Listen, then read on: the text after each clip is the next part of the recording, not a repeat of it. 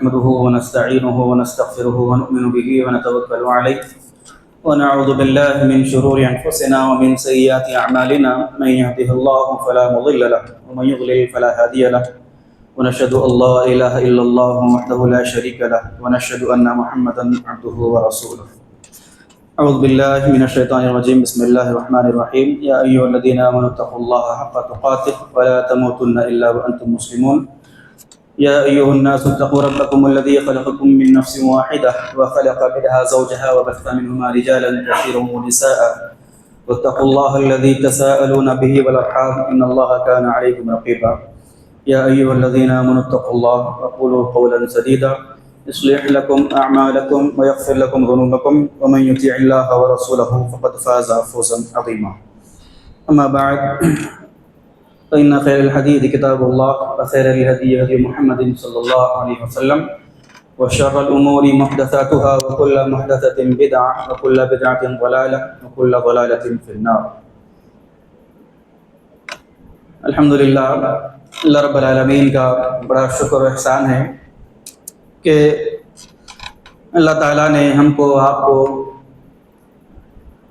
اس مبارک علمی محفل کے لیے یہاں پر جمع کیا. بیٹھنے کا، سیکھنے کا، سمجھنے کا موقع اللہ نے عنایت فرمایا. یقیناً یہ محفلیں علمی محفلیں ہیں اور روایتی دروس، تقاریر، بیانات، معاذرات سے ہٹ کر اس کا انداز کتاب کی شکل میں کتاب کو پڑھنا، پڑھانا، سمجھنا، سمجھانا، آپس میں سوالات کے ذریعے، جوابات کے ذریعے، افہام کے ذریعے، تفہیم کے ذریعے، یہ اس محاضرات کا، دروس کا خصوصی منہج اور طریقہ ہے. اب تک الحمدللہ جو بھی دروس، جو محاضرات، جو تقریریں، جو بیانات ہم لوگ سنتے تھے وہ جنرل کسی موضوع کے تحت، کسی آیتوں اور حدیثوں کی روشنی میں ہم مختلف علماء سے بیانات وغیرہ محاضرات سنتے تھے. لیکن کسی ایک مخصوص کتاب کو اول تا آخر پڑھنا، سیکھنا، اس کا ایک الحمدللہ اللہ کے فضل و کرم سے ایک جو نظم شروع کیا گیا ہے، یہ ایک بڑا بہترین اور نفع بخش یہ طریقہ تعلم ہے. ہمارے پاس یہ چیز نہیں ہے، لیکن عرب ممالک کے اندر، وہاں کے معاشرے میں ایسی مختصر چھوٹی چھوٹی کتابوں کو دروس کی شکل میں پڑھنا، پڑھانا، سمجھنا، سمجھانا بالکل عام سی باتیں ہیں یہ.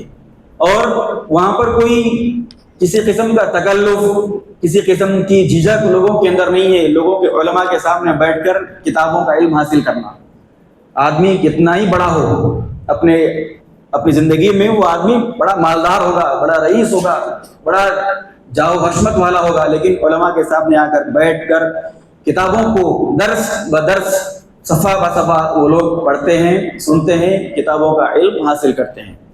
لہذا یہ ایک مبارک سلسلہ ہے جو شروع کیا گیا ہے. اللہ رب العالمین سے دعا ہے کہ اللہ تعالیٰ اس کی شروعات کے لیے جن لوگوں نے محنت اور کوششیں کی ہیں ان کو قبول فرمائے، ہمارے یہاں پر ملنے کو، بیٹھنے کو، پڑھنے کو قبول فرمائے، اور ہمارے اعمال کے اندر خلوص اور للہیت پیدا فرمائے. ہر کام جو اخلاص کے بغیر کیا جائے اللہ کے پاس مقبول نہیں ہے اور اس کا کوئی فائدہ بھی ہونے والا نہیں. اور بالخصوص یہ علم کا حاصل کرنا، اس کا تعلق آدمی کے اخلاص سے ہے.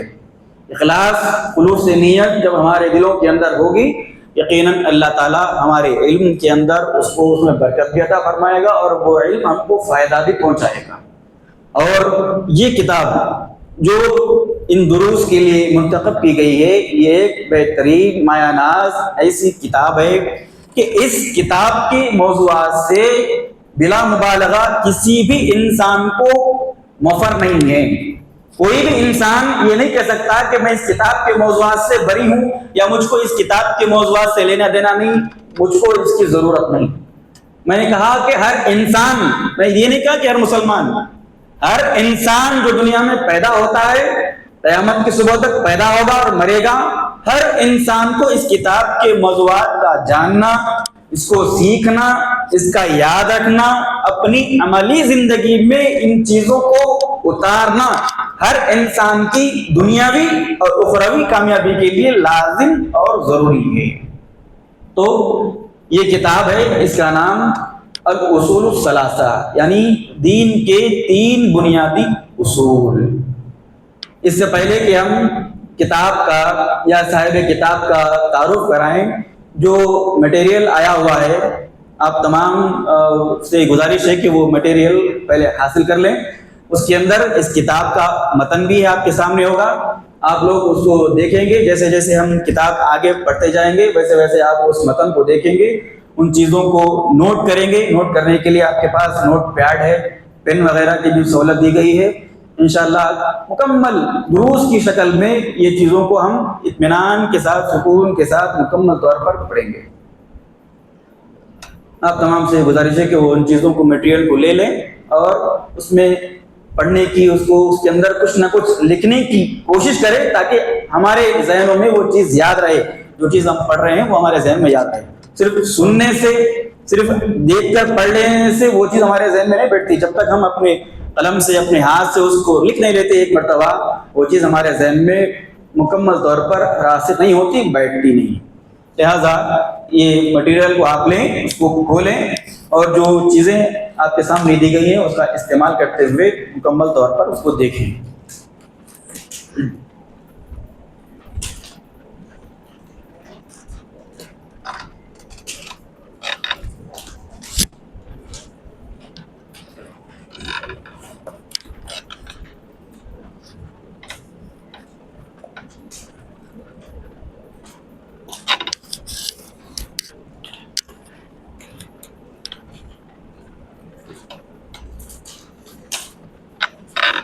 آپ نے کتاب جو کھولی ہے، کتاب کے پہلے ہی صفحے پر نام ہم نے دیکھ رہے ہیں، پڑھ رہے ہیں ہم لوگ کہ کتاب کا نام ہے الاصول الثلاثہ، یعنی دین کے 3 بنیادی اصول، یہ کتاب کا نام ہے۔ اور کسی بھی کتاب کو پڑھنے سے پہلے یا دین کا کسی بھی علم حاصل کرنے سے پہلے شریعت مطہرہ اور بالخصوص ہمارا منہج سلف ہم کو اس بات کی تاکید کرتا ہے کہ ہم جس سے علم حاصل کر رہے ہیں اس کے بارے میں جانیں، دیکھیں کہ وہ کون ہے جس سے ہم علم حاصل کر رہے ہیں۔ ائمہ سلف نے کہا کہ ان ھذا العلم دین فانظروا عمن تأخذوا دینکم، کہا کہ یہ جو علم ہے، یہ علم جو ہے یہ دین کا علم ہے، لہذا دین کا علم ہر ایرے غیرے سے ہم حاصل نہیں کر سکتے، اسی شخص سے ہم دین کا علم حاصل کریں گے جو عقیدے کے اعتبار سے، منہج کے اعتبار سے، طریقے کے اعتبار سے اللہ کے رسول صلی اللہ علیہ وسلم کے طریقے پر، صحابہ کے منہج پر، سلف صالحین کے طریقے پر، منہج پر قائم اور دائم ہے۔ لہٰذا یہ دین یہ علم جو دین ہے، ہمارے لیے لازم ہے کہ ہم دیکھیں کہ دین کا علم کس سے لے رہے ہیں۔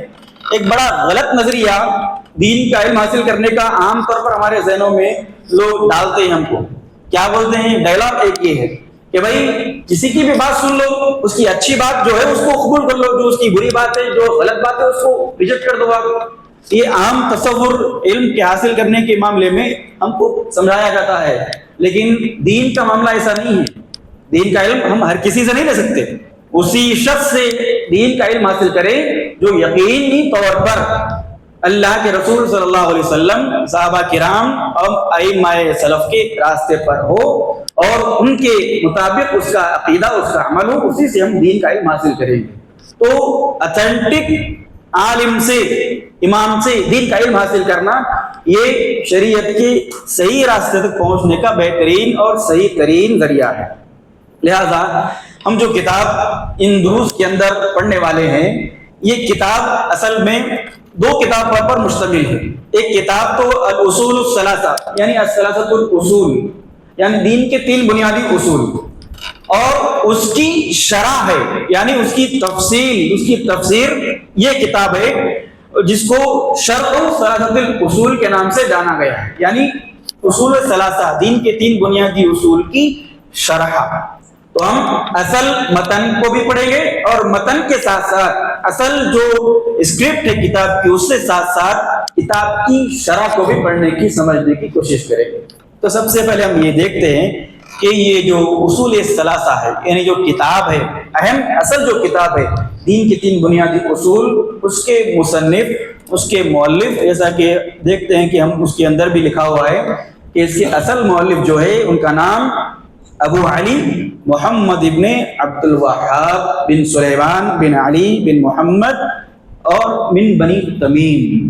یہ جو مصنف ہے، اصل مؤلف ہے اس کتاب کے، ان کا نام کیا ہے، جن کو ہم مختصر طور پر محمد ابن عبد الوہاب بن سلیمان بن بنی تمیم کے نام سے جانتے پہچانتے ہیں. آپ کا نام کیا ہے؟ محمد بن عبد الوہاب بن سلیمان. اتنا بھی اگر نام ہم یاد رکھیں گے تو ہمارے لیے کافی ہے. بولیے ایک مرتبہ نام مؤلف کا. محمد ابن عبد الوہاب بن سلیمان، یعنی محمد آپ کا نام ہے، آپ کے والد کا نام عبد الوہاب ہے اور آپ کے دادا کا نام سلیمان ہے، اور آپ کا تعلق جو ہے وہ عرب کے قبیلے بنو تمیم سے ہے. بنو تمیم سے آپ کا تعلق ہے. اور محمد ابن عبد الوہاب رحمۃ اللہ علیہ یہ 1115 ہجری کے اندر ان کی ولادت ہوئی. 1115 ہجری کے اندر. اب یہ کون سا ہجری سال چل رہا ہے؟ 1447 یہ ہجری سال چل رہا ہے. تو آپ کی ولادت جو ہے وہ 1115 ہجری کے اندر عرب کے شہر عیینہ کے اندر ہوئی. عیینہ ایک مقام ہے عرب کا، شہر سعودی عرب کا، اس شہر کے اندر 1115 ہجری میں امام محمد ابن عبد الوہاب رحمہ اللہ کی ولادت ہوئی. اور آپ کا جو خاندان تھا ابتدائی سے علمی خاندان رہا، یعنی آپ کے والد عبد الوہاب، آپ کے دادا سلیمان، سارے عرب کے اس وقت کے اپنے وقت کے مشہور علماء تھے وہ لوگ، اور اپنے اپنی جگہوں کے قاضی تھے، جج تھے عدالتوں کے اندر. لہذا امام محمد ابن عبد الوہاب کی جو ولادت ہوئی وہ ایک علمی گھرانے کے اندر علماء کے درمیان ان کی ولادت ہوئی. لہذا بچپن ہی سے علم حاصل کرنے کا، پڑھنے کا شغف اور شوق اور جذبہ ان کے دل کے اندر رہا. لہذا 10 سال کی عمر میں انہوں نے اپنا قرآن مجید حفظ کر لیا. 10 سال کی عمر میں. اس کے بعد اپنی آگے کی تعلیم و تربیت انہوں نے اپنے والد سے حاصل کی، اپنے دادا سے، مختلف علماء سے حاصل کی، یہاں تک کہ فقہ اور تفسیر کی کتابیں، حدیث کی کتابیں، سیرت کی کتابیں آپ رحمہ اللہ نے مختلف علماء سے حاصل کی. علماء نجد، مکہ کے علماء، مدینے کے علماء اور بصرہ کے مختلف علاقوں کے علماء سے آپ نے علم حاصل کیا. اور علم کی خاطر جو مکمل سفر امام محمد بن عبد الوہاب رحمۃ اللہ علیہ نے طے کیا، وہ سفر کل 20,000 کلومیٹر بنتا ہے. 20,000 کلومیٹر کا سفر حصول علم کے لیے امام محمد بن عبد الوہاب رحمۃ اللہ علیہ نے طے کیا. ان کے بعد آپ کے جو اساتذہ ہیں، جیسا کہ میں نے کہا کہ خود آپ کے والد گرامی عبد الوہاب بن سلیمان یہ بھی آپ کے استاد، پھر محمد سلیمان آپ کے دادا یہ بھی آپ کے استاد رہے، پھر عبداللہ بن ابراہیم بن سیف نجدی المدنی یہ بھی آپ کے استاد رہے، مشہور علماء میں سے ہیں. محمد حیات بن ابراہیم السندی المدنی یہ بھی آپ کے مشہور معروف علماء میں سے، آپ کے اساتذہ میں سے ہیں. اور امام محمد بن عبد الوہاب رحمۃ اللہ علیہ کی جو تصانیف پہ جو کتابیں ہیں وہ بڑی اہمیت کی حامل ہیں، بڑی خصوصیات ہیں آپ کی کتابوں کے اندر. ان خصوصیات کے اندر ایک اہم خصوصیت یہ ہے کہ امام محمد بن عبد الوہاب کی جتنی بھی کتابیں ہیں ان تمام کتابوں کی خاصیت یہ ہے کہ آپ نے اپنی کتابوں کے اندر اللہ رب العالمین کی کتاب قرآن مجید، اللہ کے نبی صلی اللہ علیہ وسلم کی احادیث اور سلف صالحین کے اقوال سے آپ نے اپنی کتابوں کے اندر اس کا سہارا لیا. تو قرآن، حدیث اور اقوال سلف آپ کی مکمل کتابوں کے اندر ہم کو نظر آئے گا. اور دوسری خصوصیت ان کی تصانیف کی ہے کہ ان کی کتابیں بالکل آسان اور واضح زبان کے اندر ہیں. کوئی مشکل زبان، کوئی مشکل تراکیب اپنی کتابوں کے اندر امام رحمۃ اللہ علیہ نے استعمال نہیں کی. تو آسان زبان اور واضح عبارتیں ان کی کتابوں کے اندر ہیں. اور تیسری ان کی کتابوں کی خصوصیت یہ کہ علماء اور عوام دونوں کے لیے ان کی کتابیں مفید ہیں. ایسا نہیں کہ صرف ان کی کتابیں علماء ہی پڑھ سکتے، علماء ہی سمجھ سکتے، ایسا نہیں. علماء کے ساتھ ساتھ عوام بھی ان کی کتابوں کو آسانی کے ساتھ پڑھ سکتی ہے، سیکھ سکتی ہے، سمجھ سکتی ہے. یہ اس کی خاصیت ہے. اور ان کی کتابوں کی خاصیت یہ بھی ہے کہ مختلف اسلامی فنون کے اندر انہوں نے کتابیں لکھی، یعنی تفسیر کے اندر، حدیث کے اندر، سیرت کے اندر، فقہ کے اندر، عقیدے کے اندر مختلف کتابیں آپ رحمہ اللہ کی ہم کو ملیں گی. اور آپ کی ان کتابوں کی خصوصیات میں سے ایک خصوصیت یہ بھی ہے کہ امام محمد ابن عبد الوہاب رحمہ اللہ نے اپنی کتابوں کے اندر کتابوں کی جو شروعات کی ہے وہ پڑھنے والوں کے لیے دعائیہ کلمات کے ذریعے شروعات کی. دعائیہ کلمات، جیسے ہی آدمی ان کی کتاب کو لے گا، پڑھے گا، شروع کرے گا، شروعات میں ہی دعائیہ کلمات اپنے پڑھنے والوں کے لیے امام رحمہ اللہ نے اپنی کتابوں کے اندر لکھا. یعنی اعلم رحمک اللہ، اللہ تعالیٰ آپ پر رحم کرے، ارشدک اللہ، اللہ تعالیٰ آپ کو ہدایت دے، اللہ تعالیٰ آپ کو نیک توفیق دے. ایسے دعائیہ کلمات سے امام رحمہ اللہ کی یہ مختلف کتابیں ہم کو ملیں گی. یہ ان کی کتابوں کی خصوصیت ہے. اور آپ رحمہ اللہ کی کتابوں کی خصوصیت یہ بھی ہے کہ ان کی کتابوں کی سچائی یا ان کی کتابوں کے اچھے ہونے کی گواہی خود علماء عرب نے اور علماء عجم نے اس کی گواہی دی. اور علماء نے تلقین کی، وصیت کی لوگوں کو، طالب علموں کو، نوجوانوں کو کہ امام رحمہ اللہ کی کتابوں کو ہم پڑھیں اپنی زندگی کے اندر. تو ان کی یہ تصنیفات، ان کی تالیفات اور ان کی کتابوں کی خصوصیت ہے. ہم جو کتاب الاصول الثلاثہ پڑھنے والے ہیں، اس کتاب کے اندر بھی یہی خصوصیات ہم کو نظر آئیں گی کہ اس کتاب کے اندر کتاب اللہ، سنت رسول اللہ اور اقوال سلف ہم کو اس کے اندر نظر آئیں گے. اس کی عبارتیں آسان اور واضح ہم کو اس کے اندر ملیں گی، اور علماء اور عوام کے لیے، دونوں کے لیے اس کے اندر ہم کو فائدہ نظر آئے گا. اور اس کتاب کے اندر دعائیہ کلمات بھی ہم کو نظر آئیں گے. اور اس کتاب کے اندر بہت سارے فائدے عوام اور علماء کے لیے بھی ہم کو اس کتاب کے اندر بھی نظر آئیں گے. اب ہم دیکھتے ہیں کہ امام محمد بن عبد الوہاب رحمہ اللہ کا زمانہ، جو آپ نے اپنی زندگی کے اندر جو کام انجام دیا، وہ کام اتنا اہم کیوں ہوا کہ آج ہم ان کی کتاب پڑھ رہے ہیں. انہوں نے اپنے زمانے کے اندر آج سے تقریباً 350 سال پہلے جو خدمات انجام دی دین کی، وہ کن ماحول میں، کس معاشرے میں انجام دی، اور آج ہم ان کی کتابوں کو کیوں پڑھ رہے ہیں، اس کا بھی جائزہ ہم کو لینا چاہیے. امام رحمۃ اللہ علیہ کے زمانے میں ہم میں سے اکثر لوگ جانتے ہیں کہ سعودی کی جو موجودہ حکومت ہے، اس حکومت کے قائم ہونے سے پہلے عرب کے علاقوں کے اندر، نجد کے اندر، حجاز کے اندر عثمانی خلافت قائم تھی. عثمانی حکام، عثمانی جو سلاطین تھے، سلطان تھے، بادشاہ تھے، ان کے والی یا ان کے نائب وہ لوگ عرب کے اندر حکومت کرتے تھے. اور اس زمانے کے اندر عقیدے کے اعتبار سے، عمل کے اعتبار سے بے شمار گمراہیاں اور خرابیاں عقیدے کی، اعمال کی مسلمانوں کے اندر، عربوں کے اندر، بالخصوص حجاز کے اندر، نجد کے اندر عام طور پر یہ برائیاں پھیلی ہوئی تھی.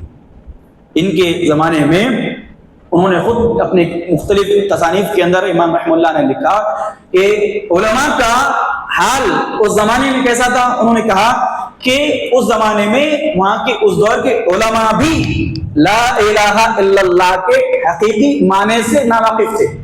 لا الہ الا اللہ کا حقیقی معنی کیا ہے، اس کے مقصد کیا ہے، اس کے تقاضے کیا ہیں لا الہ الا اللہ کے، ان بنیادی چیزوں سے بھی اس دور کے علماء بھی ناواقف تھے. عوام کی بات تو دور ہے، علماء بھی بیسک بنیادی جو چیز ہے ایمان کے اندر داخل ہونے کے لیے انسان کو لا الہ الا اللہ، اس لا الہ الا اللہ کا حقیقی مفہوم اور معنی بھی اس دور کی علماء کو معلوم نہیں تھا. اور پھر اس دور کے لوگ توحید سے بہت دور ہو چکے تھے. توحید کا علم، توحید کے تقاضے، توحید پر عمل، توحید کا عقیدہ، بہت دور ہو چکے تھے وہ لوگ عقیدہ توحید سے. اور انہوں نے لکھا کہ غیر اللہ سے مدد مانگنا، نبیوں سے، رسولوں سے، ولیوں سے، نیک لوگوں سے، صالحین سے مدد مانگنا، استغاثہ مانگنا، یہ چیزیں ان لوگوں کے درمیان عام ہو چکی تھی، غیر اللہ سے امداد اور مدد مانگنا.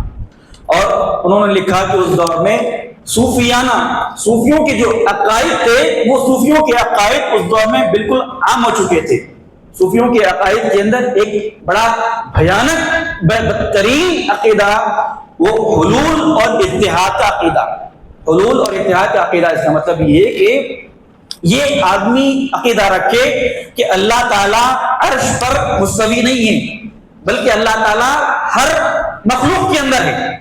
انسان کے اندر بھی ہے، نعوذ باللہ جانور کے اندر بھی ہے، اور چرندے کے اندر، پرندے کے اندر، درندے کے اندر، حشرات کے اندر، یہاں تک کہ جتنی غلاظت ہے ہر چیز کے اندر نعوذ باللہ اللہ تعالیٰ کی ذات موجود ہے. اس کو حلول اور اتحاد کا عقیدہ کہا جاتا ہے. یہ عقیدہ صوفیانہ عقیدہ ہے، اور یہ عقیدہ اس دور کے اندر عام ہو چکا تھا لوگوں کے اندر، صوفیانہ عقیدہ. اور لکھا امام رحمہ اللہ نے کہ اس دور کے اندر بعث بعد الموت، یعنی دنیا کے بعد دوبارہ قیامت کے دن اٹھایا جانا، یہ جو بنیادی عقیدہ ہے ہمارا، اس بعث بعد الموت کا، قیامت کے دن اٹھائے جانے کا بھی انکار کرتے تھے وہ لوگ. اور اس کے علاوہ وہاں کی عوام کے اندر یہ برائی بھی پھیلی ہوئی تھی کہ وہ لوگ قرآن مجید کا تک انکار کر رہے تھے، قرآن مجید کا، اور دین کا انکار کر رہے تھے. یہاں تک کہ ان لوگوں کا مذاق اڑایا جاتا تھا جو لوگ قیامت میں دوبارہ اٹھائے جانے کی بات کرتے تھے، بعث بعد الموت کی جو بات کرتے تھے، ان لوگوں کا استہزاء کیا جاتا تھا، ان لوگوں کا مذاق اڑایا جاتا تھا. اور لکھا کہ ارتداد یعنی اسلام سے پھر کر دوسرے مذاہب کو اختیار کرنے کی لہر دوڑی ہوئی تھی اس دور کے اندر. اور کہا کہ نواقض اسلام، بہت سارے نواقض اسلام کا ارتکاب کر رہے تھے وہ لوگ. نواقض اسلام کا مطلب کیا ہے؟ ایسی چیزیں، ایسے اعمال کہ جس کی وجہ سے انسان اسلام سے خارج ہو جاتا ہے، ایسے اعمال جو ہمارے اسلام کو، ہم کو اسلام سے نکال دیتے ہیں، باہر کر دیتے ہیں، خارج کر دیتے ہیں. تو نواقض اسلام میں سے بہت ساری نواقض اسلام کا ارتکاب کر رہے تھے اس دور کے لوگ. اور لکھا کہ بت پرستی، اولیاء پرستی، قبر پرستی، جھاڑوں کو پوجنا، قبروں کو پوجنا، یہ بھی عام ہو چکی تھی اس دور کے اندر. ایسے دور کے اندر امام رحمہ اللہ نے، محمد ابن عبد الوہاب رحمہ اللہ نے دعوت توحید کا علم بلند کیا، اور اس دور کے لوگوں کو عقیدے کی، توحید کی دعوت ان کو دی، اور ان کو سکھایا کہ اللہ کے علاوہ کوئی بھی عبادت کے لائق نہیں، نہ کوئی ولی، نہ کوئی پیر، نہ کوئی صالح انسان، نہ کوئی اللہ کا نیک بندہ عبادت کے لائق نہیں. یہ پیغام اس دور کے اندر امام محمد ابن عبد الوہاب نے لوگوں کو دیا، اور یہ پیغام دیا کہ اللہ کے نبی صلی اللہ علیہ وسلم کی اتباع، آپ کی پیروی کرنا ہر آدمی کے لیے لازم ہے. ایسا نہیں کہ آدمی صرف کلمہ پڑھ لے، اللہ کو ماننے لگ جائے، نبی کا انکار کر دے، آپ کی تعلیمات کو چھوڑ دے، اس سے بیزار ہو جائے. ایسا نہیں کہا کہ نبی کی اتباع، نبی کے تعلیمات کی اتباع ہر انسان پر لازم ہے. اور آپ رحمہ اللہ نے لوگوں کو یہ پیغام دیا کہ وہ توحید کو اپنائیں اور شرک سے برات کا اظہار کریں. ہم لوگ جب لا الہ الا اللہ کو پڑھیں گے، اس کے تقاضوں کو پڑھیں گے، تو یہ بات ہم کو سمجھ میں آئے گی کہ صرف لا الہ الا اللہ کا اقرار کر لینا کافی نہیں، شرک سے برات کا اعلان، برات کا اظہار کرنا یہ بھی لازم ہے. یہ بھی ایک لازمی عنصر ہے ہمارے عقیدے کا، ہمارے ایمان کا. تو امام رحمہ اللہ نے سکھایا کہ توحید کو اپنانا بھی ہے، اور شرک سے کلی طور پر، مکمل طور پر برات کا اظہار بھی کرنا ہے.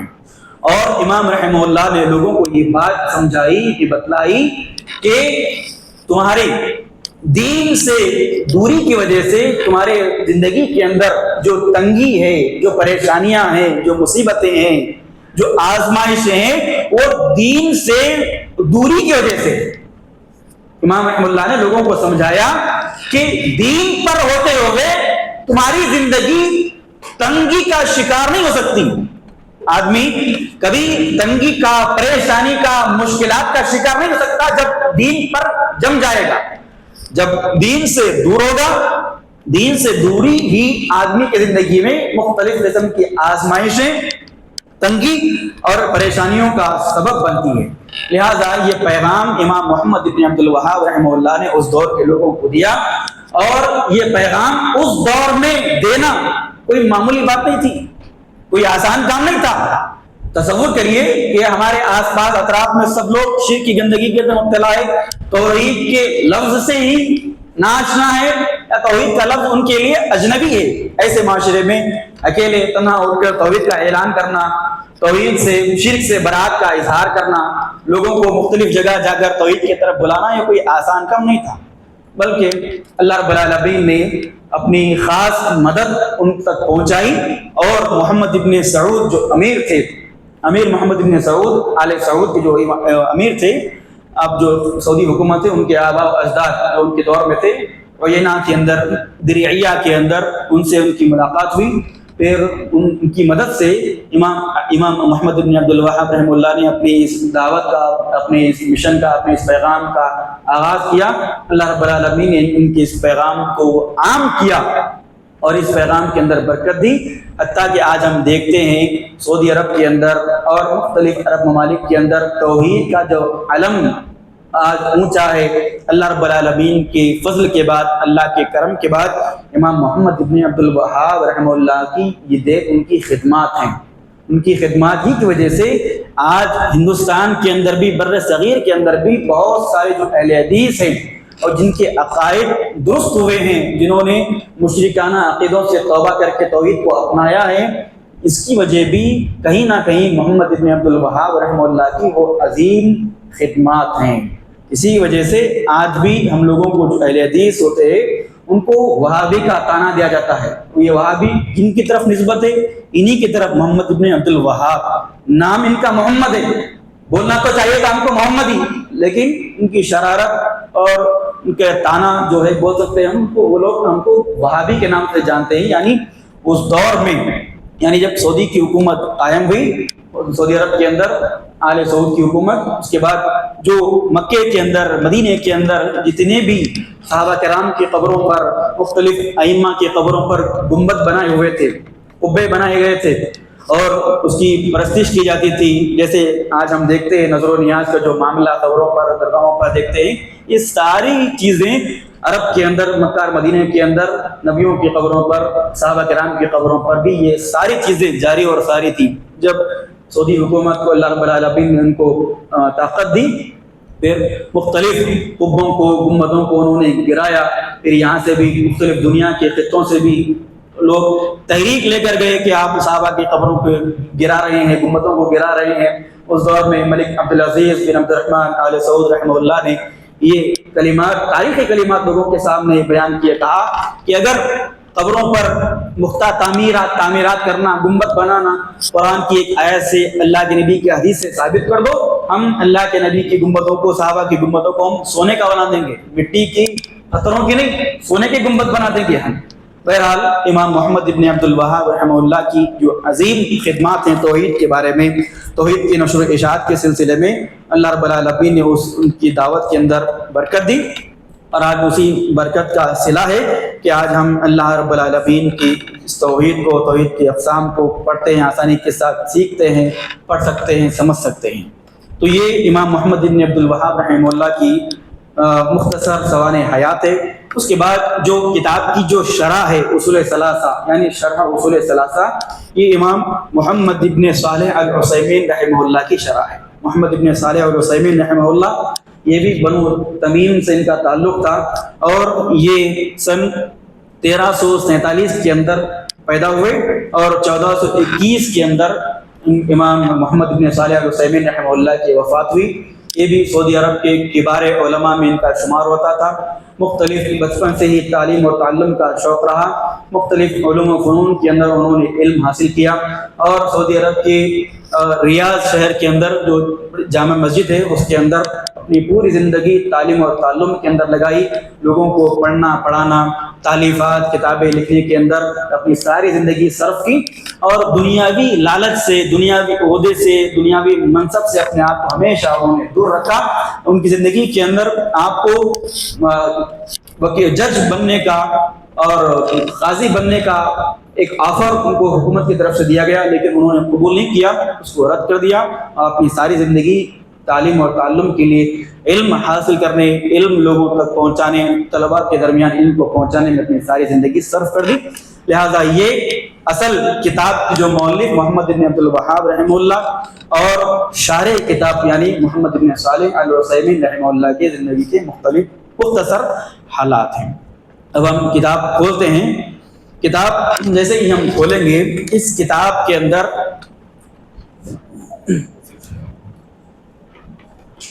یہ جو کتاب الاصول الثلاثہ ہے، اس کتاب کو مختصر انداز میں اگر ہم دیکھیں گے تو 5 حصوں میں یہ کتاب تقسیم کی گئی۔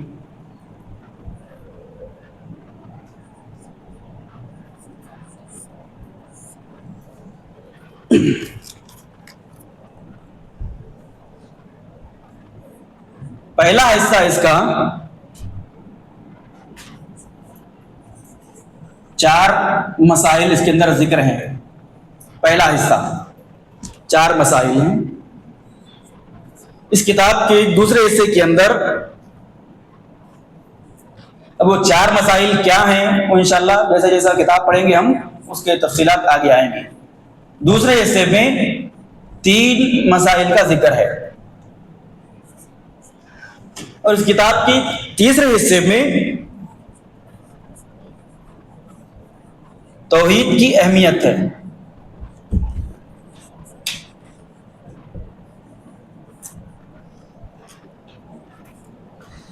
اور اس کتاب کے چوتھا حصہ جو ہے 3 اصول،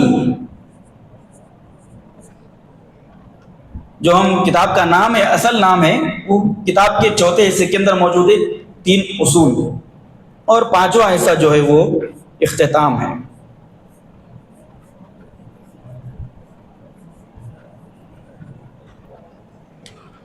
تو یہ 5 چیزیں نوٹ کر کے رکھیے۔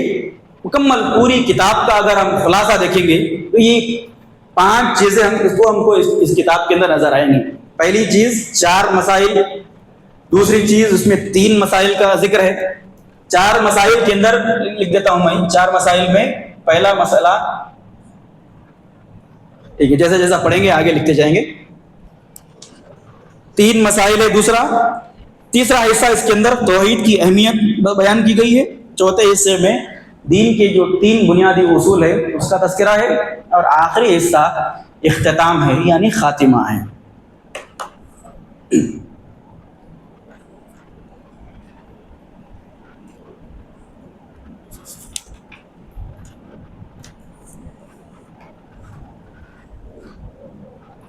ہو گیا یہ؟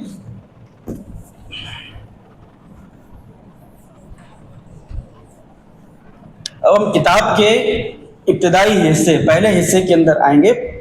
جو 4 مسائل جو سب سے پہلے ذکر کیے گئے ہیں، اس میں سے پہلا مسئلہ جو ہے وہ علم ہے۔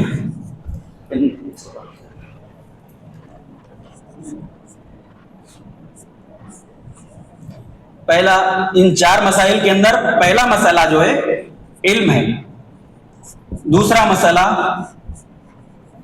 عمل کا ہے۔ تیسرا مسئلہ دعوت کا ہے، اور چوتھا مسئلہ صبر۔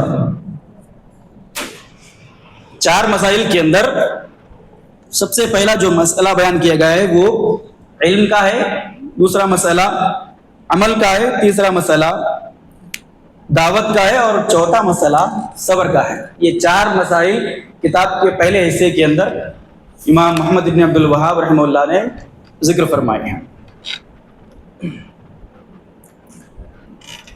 جیسے ہی آپ کتاب کھولتے ہیں، کتاب کھولنے کے بعد دیکھیے اس کے اندر جو کتاب کا متن شروع ہو رہا ہے، کتاب کی جو ابتدا ہو رہی ہے وہ بسم اللہ الرحمن الرحیم سے ہو رہی ہے۔ کتاب کی شروعات کے اندر بسم اللہ الرحمن الرحیم ہے۔ اب بسم اللہ الرحمن الرحیم سے کتاب کی شروعات کرنے کی وجہ کیا ہے؟ کتاب کے شارح محمد بن صالح العثیمین لکھتے ہیں کہ اللہ رب العالمین نے جو قرآن مجید کی ابتدا کی ہے، شروعات کی ہے، وہ بھی بسم اللہ الرحمن الرحیم سے کی ہے۔ تو کتاب اللہ کی ابتدا اور اتباع کرتے ہوئے امام محمد بن عبد الوہاب نے بھی اپنی کتاب کی ابتدا بسم اللہ الرحمن الرحیم سے کی، اور کہا کہ اس کی دوسری وجہ یہ ہے کہ اللہ کے نبی صلی اللہ علیہ وسلم کی حدیث، اور وہ حدیث کیا ہے کہ کل امر ذی بال لا یبدأ فیہ بسم اللہ فہو ابتر۔ اللہ کے نبی صلی اللہ علیہ وسلم کی حدیث ہے، آپ نے فرمایا کہ ہر کام اگر بسم اللہ کے بغیر شروع کیا جائے تو وہ کام ادھورا رہ جاتا ہے، نامکمل رہ جاتا ہے۔ یہ اللہ کے نبی صلی اللہ علیہ وسلم کی حدیث ہے۔ تو پیارے نبی صلی اللہ علیہ وسلم کی حدیث کی اتباع کرتے ہوئے امام محمد بن عبد الوہاب نے اپنی کتاب کی ابتدا جو کس سے کی ہے؟ بسم اللہ الرحمن الرحیم سے۔ اور تیسری وجہ بسم اللہ سے شروع کرنے کی یہ ہے کہ اللہ کے نبی صلی اللہ علیہ وسلم نے بھی اپنے خطوط، اپنے جو رسائل اللہ کے نبی نے لکھے، ان خطوط کی ابتدا بھی پیارے نبی صلی اللہ علیہ وسلم نے بسم اللہ سے کی۔ مختلف بادشاہوں کے نام جو اللہ کے نبی صلی اللہ علیہ وسلم خطوط لکھتے تھے، خط لکھتے تھے، لیٹرز لکھتے تھے، ان لیٹرز کی ابتدا بھی اللہ کے نبی صلی اللہ علیہ وسلم بسم اللہ الرحمن الرحیم سے کیا کرتے تھے۔ تو سب سے پہلے وجہ کیا ہے کہ اللہ کی کتاب قرآن کی ابتدا بسم اللہ سے ہو رہی ہے، اور دوسری وجہ کیا ہے؟ اللہ کے نبی کی حدیث کہ ہر کام بسم اللہ سے ہو، بسم اللہ کے بغیر جو کام کیا جائے گا وہ نامکمل اور ادھورا رہے گا۔ اور تیسری وجہ کہ اللہ کے نبی صلی اللہ علیہ وسلم کی سنت کی پیروی، یعنی اللہ کے نبی نے بھی خطوط کی ابتدا بسم اللہ سے کی، تو امام رحمہ اللہ نے بھی اپنی کتاب کی ابتدا بسم اللہ سے کی ہے۔ بسم اللہ الرحمن الرحیم، چار چیزیں اس کے اندر ہم کو ملتی ہیں، بسم اللہ، الرحمن اور رحیم۔ یہ چار چیزیں، چار کلمات ہم کو اس ایک دعا کے اندر ملتے ہیں۔ تو امام رحمہ اللہ فرماتے ہیں کہ بسم اللہ کا مطلب کیا ہے کہ میں اللہ کے نام سے شروع کر رہا ہوں۔ کیا شروع کر رہا ہوں؟ جو بھی کام ہم کرتے ہیں وہ کام ہم ذکر نہیں کرتے، جیسے کہ میں کتاب پڑھنا شروع کر رہا ہوں بسم اللہ الرحمن الرحیم، تو میں یہ کہہ رہا ہوں کہ میں اللہ کے نام سے پڑھنا شروع کر رہا ہوں۔ میں لکھنے سے پہلے کہتا ہوں کہ بسم اللہ الرحمن الرحیم، تو میری نیت کیا ہے کہ میں اللہ کے نام سے لکھ رہا ہوں۔ میں کھا رہا ہوں، بسم اللہ کہتا ہوں، تو میری مراد کیا ہے؟ اللہ کے نام سے میں کھا رہا ہوں۔ تو جو کام ہمارا ہے وہ کام ہم ذکر نہیں کرتے، صرف کیا ذکر کرتے ہیں؟ بسم اللہ، اللہ کے نام سے اللہ کے۔ تو یہ ہر کام سے پہلے اللہ کا نام لینا، اس کا کیا فائدہ ہے؟ اس کا فائدہ، ایک تو فائدہ یہ ہے کہ ہمارا ہر کام اللہ کے مبارک نام سے شروع ہوتا ہے۔ اللہ کے مبارک نام سے ہم اپنا ہر کام کر رہے ہیں۔ اور اس کا دوسرا فائدہ یہ ہے کہ بسم اللہ کہنے کا کہ میں جو کام کر رہا ہوں وہ کام اللہ کے نام سے ہی کر رہا ہوں، یعنی اس کلمے کے اندر تاکید ہے۔ میں یہ نہیں کہتا کہ میں پڑھنا شروع کر رہا ہوں اللہ کے نام سے، ایسا نہیں ہے۔ بسم اللہ کا مطلب یہ ہے شروع کر رہا ہوں اللہ کے نام سے پڑھنا، یہ ہے۔ جیسا کہ ہم ہمیشہ سنتے ہیں ایاک نعبد و ایاک نستعین، کیا مطلب ہے ایاک نعبد؟ ایاک نعبد، تیری ہی ہم عبادت کرتے ہیں۔ اصل میں ہونا کیا چاہیے تھا؟ نعبد کا یا نعبد ایاک، ہم عبادت کرتے ہیں تیری، ایسی عبادت ہونی چاہیے تھی اصل عربی کے اعتبار سے، لیکن ایاک نعبد و ایاک نستعین، اس کا مطلب کیا ہے کہ ہم تیری ہی ہم عبادت کرتے ہیں، تجھ سے ہی ہم مدد چاہتے ہیں۔ تو اس کے اندر تاکید ہے جملے کے اندر کہ اللہ تعالیٰ ہم تیرے ہی نام سے ہم شروع کرتے ہیں۔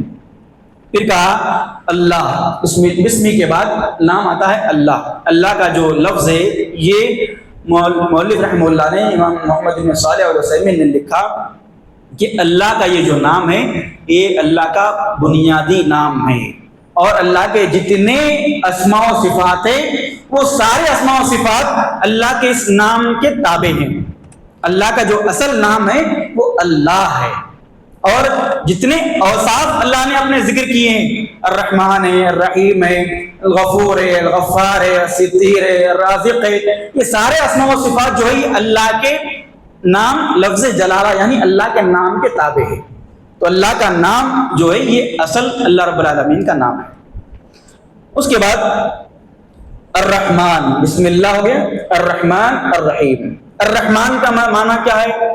الرحمن کا معنی، یہ الرحمن کا جو لفظ ہے یہ اللہ کے لیے خاص ہے، اللہ کے علاوہ کسی اور کے لیے بولا نہیں جائے گا الرحمن، خاص اللہ رب العالمین کا نام الرحمن۔ اور اس کا معنی کیا ہے کہ عام رحمت والی ذات، رحم کرنے والی ذات، اللہ رب العالمین کی رحمت جو ہے وہ عام ہے۔ کیسے عام ہے؟ اللہ کی رحمت مومنوں پر بھی ہے رحمان کے تحت، اللہ کی رحمت کافروں پر بھی ہے رحمان کی اس صفت کے تحت، اللہ رب العالمین نیک بندوں پر بھی رحم کرنے والا ہے اللہ کے رحمان کی صفت کی وجہ سے، اللہ تعالیٰ برے بندوں گنہگاروں پر بھی رحم کرنے والا ہے تو اللہ کے اس رحمان کی صفت کی وجہ سے۔ تو رحمان کے اندر رحمت کا بڑا وسیع مفہوم ہے۔ اور پھر یہ رحمان کا لفظ اللہ کے علاوہ کسی اور کے لیے نہیں بولے گا، لیکن جب رحیم کا معاملہ ہے تو رحیم اللہ کے لیے بھی بولا جائے گا، اللہ کے علاوہ غیر اللہ کے لیے، انسانوں کے لیے بھی رحیم کا لفظ استعمال ہو سکتا ہے۔ اور رحمان جیسا رحمان کے اندر اللہ کی رحمت بڑی وسیع ہے، مومنوں کے لیے، کافروں کے لیے، سب کے لیے، لیکن رحیم جو اللہ کی صفت ہے وہ اللہ کی رحمت صرف اور صرف اللہ کے مومن بندوں کے لیے خاص ہے۔ قرآن مجید میں اللہ نے کہا وَكَانَ بِالْمُؤْمِنِينَ رَحِيمًا، کہ اللہ رب العالمین مومنوں پر رحیم ہے، مومنوں پر رحیم ہے۔ اللہ کی یہ رحیم والی صفت کافروں کے ساتھ، بدکاروں کے ساتھ، برے لوگوں کے ساتھ نہیں، وہ اللہ کی عام رحمت ہے رحمان، لیکن اللہ کی جو خاص رحمت ہے جو قیامت کے روز مومن بندوں ہی کو حاصل ہوگی وہ اللہ رب العالمین کی صفت یعنی رحیم کی صفت ہے۔ اس کے بعد مؤلف نے کہا کہ بسم اللہ الرحمن الرحیم، اس کے بعد کہا اعلم، تم جان لو، اعلم تم جان لو۔ علم کا معنی یہ ہے کہ تم جان لو، یعنی تم علم حاصل کر لو۔ علم حاصل کرنے کا مطلب کیا ہے؟ علم کا مطلب کیا ہے؟ علم، جب ہم علم بولتے ہیں کہ کیا سمجھتے ہیں آپ علم کے مطلب سے؟ بولیے کوئی۔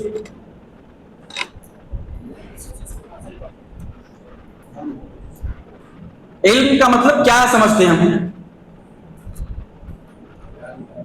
جی، جانکاری، معلومات تو ہے، لیکن کیسی جانکاری؟ جی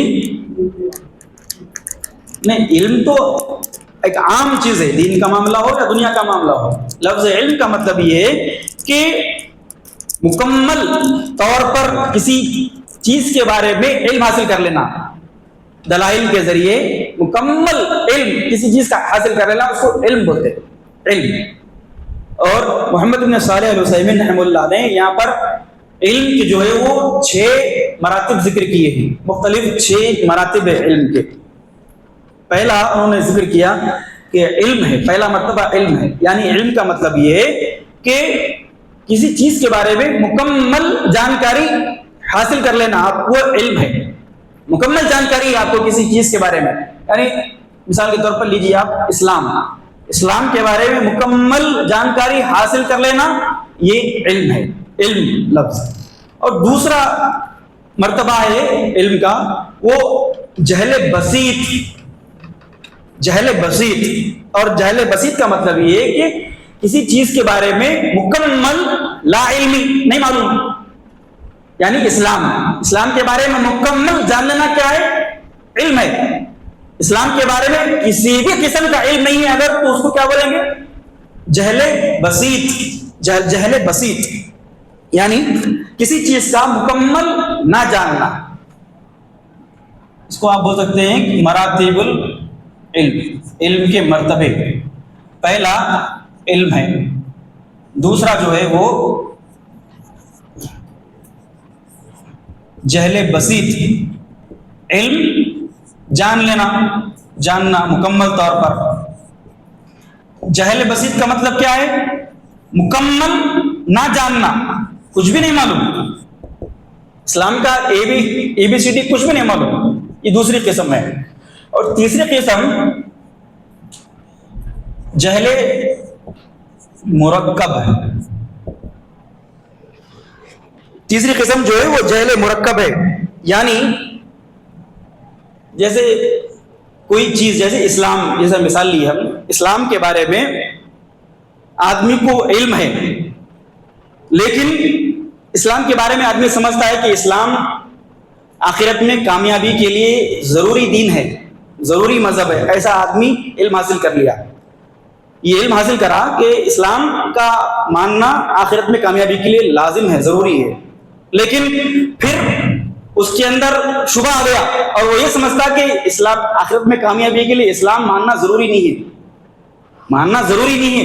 یہ شبہ جو دل میں پیدا ہوا اس کو بولتے جہل مرکب. یعنی علم حاصل کرا اسلام کے بارے میں لیکن سمجھا کیا اس کے مخالف، یہ جہل مرکب ہے. اور چوتھی چیز جو ذکر کی گئی وہ وہم ہے. وہم کا مطلب کیا ہے؟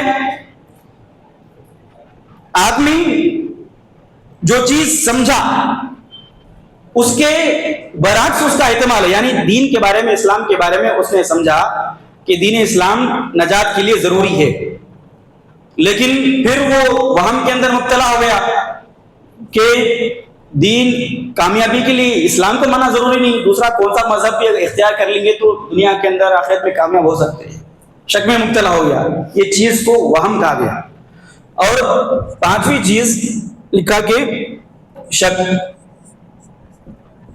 پانچویں چیز، شک کے اندر آدمی دونوں چیزوں کا احتمال برابر رکھتا ہے. یعنی اسلام کے بارے میں آدمی کو شک ہے اسلام ضروری ہے یا نہ ضروری نہیں ہے، شک میں مبتلا ہے.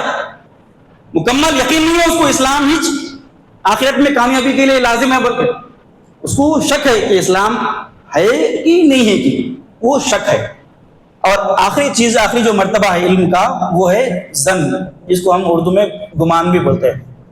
یعنی ظن کا مطلب یہ ہے کہ آدمی اسلام کے بارے میں سمجھے کہ اسلام نجات کے لیے ضروری ہے، لیکن اور اس کا یقین بھی ہے کہ اسلام آخرت میں کامیابی کے لیے لازم ہے، لیکن اس پر اس کو یقین نہیں ہے، ظن کے اندر مبتلا ہے، گمان میں مبتلا ہے.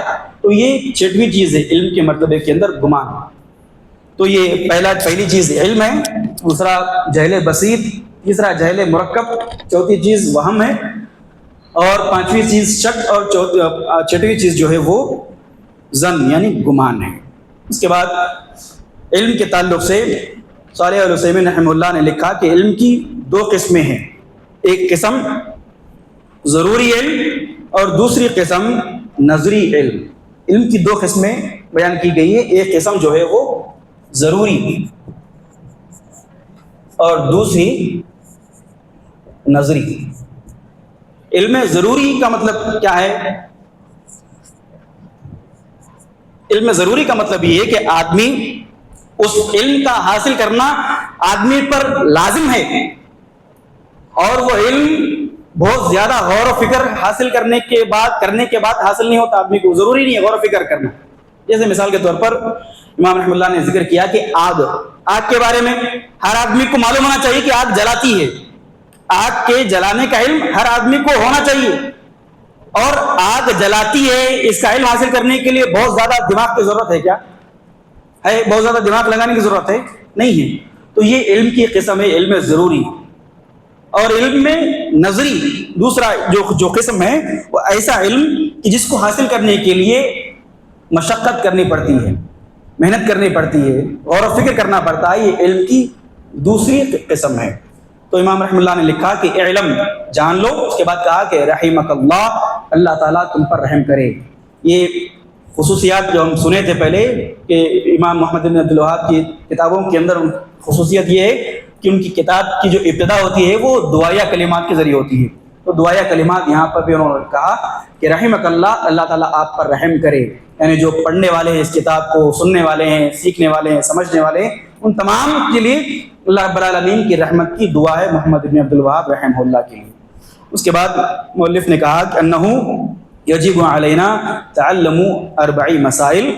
اس کے بعد کہا کہ یہ 4 مسئلے ایسے ہیں کہ ان 4 مسائل کا جاننا ہر مسلمان پر لازم اور ضروری ہے. جیسا کہ ہم نے لکھا یہاں پر کہ یہ جو 4 مسئلے ہیں، ان 4 مسئلوں کا جاننا ہر مسلمان پر لازم ہے اور ضروری ہے. اس میں سے پہلا مسئلہ علم کا ہے، دوسرا مسئلہ علم کے مطابق عمل کا ہے، تیسرا مسئلہ جو علم حاصل کیے، جو عمل کیے، اس کی طرف لوگوں کو بلانا، دعوت دینا ہے۔